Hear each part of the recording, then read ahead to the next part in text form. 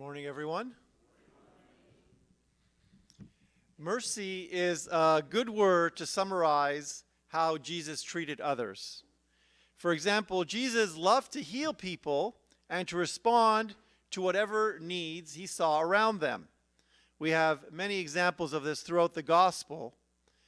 Very often when a group of people, brought him a paralyzed man, Jesus healed both his soul and body. He first said, "Take heart, my son, your sins are forgiven." And then he said, "Rise, take up your bed, and go home." And then when the scribes and Pharisees brought Jesus an adulterous woman and expected Jesus to condemn her, they were surprised when instead he turned to them and said, "Let him who is without sin be the first to throw a stone at her." And when they all walked away, Jesus remains and tells the woman, "Neither do I condemn you. Go and do not sin." These are all signs of great mercy. And we can say that no one has ever shown more mercy than Jesus did throughout his life. And when we think of how Jesus shows mercy, we sometimes have a one-sided view of it and think that Jesus only tried to be nice to everyone around him, and that was the only way he showed mercy. And we often forget that in addition to being nice, Jesus also shows mercy by being direct and by being tough.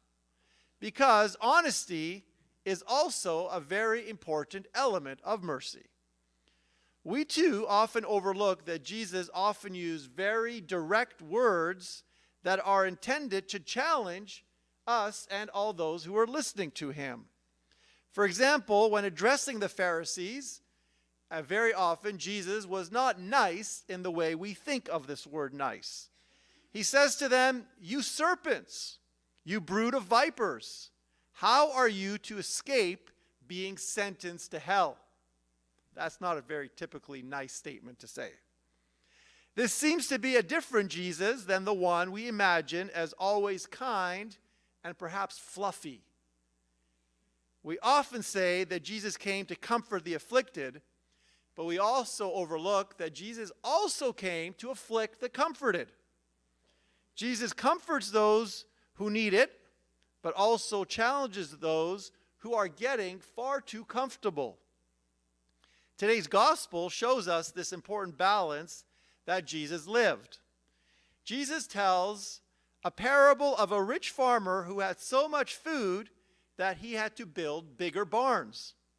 Jesus does not congratulate the farmer for being so successful in gathering more and more goods, but rather, and perhaps surprisingly, says, "Fool, this night your soul is required of you, and the things you have prepared, whose will they be?"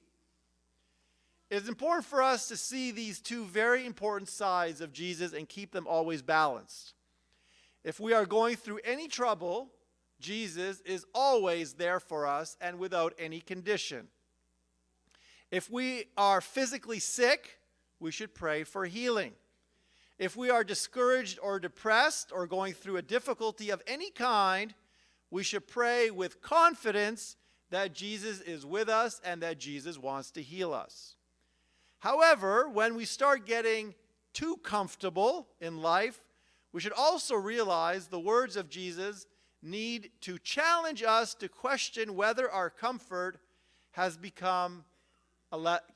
a level of excess. Today, we live at a level of comfort, excess, and waste that has not existed at any other time in human history. The population of the United States has tripled from the year 1900 to 1989. But our use of raw materials has multiplied 17 times. We have less than 5% of the world population, but use 1/3 of the world's paper, 1/4 of the world's oil, 23% of the world's coal, 27% of the world's aluminum, and 19% of the world's copper. The average American will drain as many resources as 35 people living in India and 53 people living in China. A National Geographic Green Deck study found that American consumers rank last of 17 countries surveyed in regard to sustainable behavior.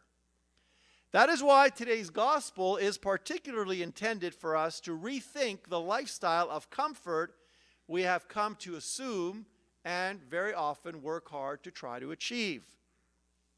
Even those with basic means today actually live with more access to schools and health care than any other king or queen throughout all of history. So even the poorest among us live at a level of wealth that no one else has ever experienced throughout all of world history, and even probably over 90% of the world today. No one has ever had the luxuries we live in, and no one has ever had the opportunity to live in excess and waste to the level that we live in today. Today, some want bigger homes, not because they have bigger families, but because they don't know what to do with all the stuff they bought on sale. Or at Costco, right? The storage nightmare. Perhaps we are living like the rich farmer in today's parable, who has so many things that he doesn't even know what to do with them. He says, I will do this. I will pull down my barns and build larger ones, and there I will store all my grain and my goods. And I will say to my soul, soul, you have ample goods laid up for many years. Take your ease, eat, drink, and be merry. When we reach this level of comfort, then it is then that the gospel needs to start afflicting us rather than comforting us. It is definitely not a virtue to be broke because we mismanage our talent and our money. However, today's gospel does not tell us to be wasteful, but challenges us not to think that we are successful simply because we are materially comfortable. If our greatest treasures are those in the bank, then the words in today's gospel are intended directly to us and should shake us up today. Fool, this night your soul is required of you, and the things you have prepared, whose will they be? Jesus shows mercy by forgiving us, and also, and perhaps more importantly for us this morning, he also shows mercy by challenging us not to search for comfort in the wrong things. We need to always give thanks for the gift of our families and all the other gifts we have in our lives. However, more important than all the things we have and work hard to acquire, above all, we want to be rich in God's love, and we want to be rich in the things of God. This is the true and lasting treasure that we should work hard for, and which our hearts should ultimately and fully desire.